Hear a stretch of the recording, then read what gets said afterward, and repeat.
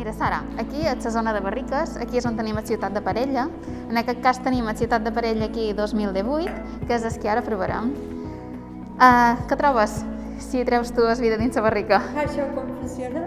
Mira, això es tracta d'agafar la pipeta, enfonses dins la barrica, poses el dit aquí per tapar i que quedi el vi dintre, el treus i quan t'amollis el dit cobràs vi i cobrà dins la copa.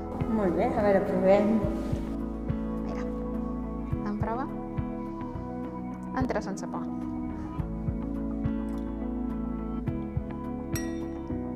Molt bé. Ara farem l'altre. Perfecte.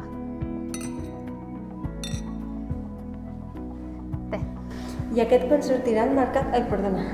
Aquest és el 2018, això vol dir que serà cap allà el 2022 quan sortim al mercat. Sí, que li queden 2 anys de barrica. Ara queden 2 anys, entre barrica i botella. Tenim un anyet més de barrica o un any de botella. D'aquesta manera s'acaba de perfilar també el vi.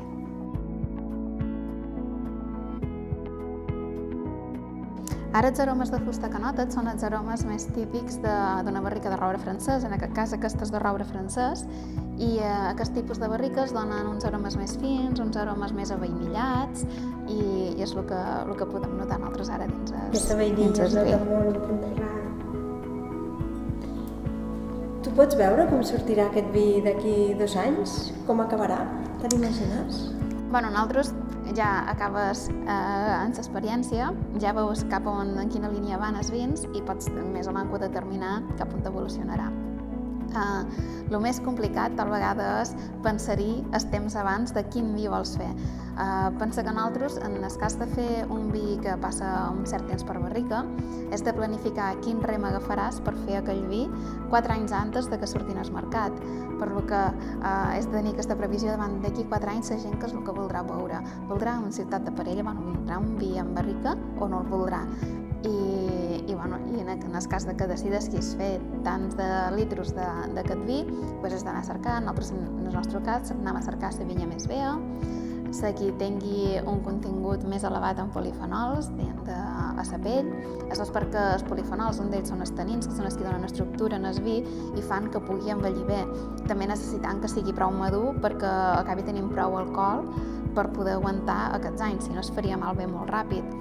I una vegada tens aquestes coses, juntament tens l'acidesa, pots al final saber si aquest vi o aquest rem te servirà per fer ciutat de Parella o l'hauràs de dedicar a un altre tipus de vinificació.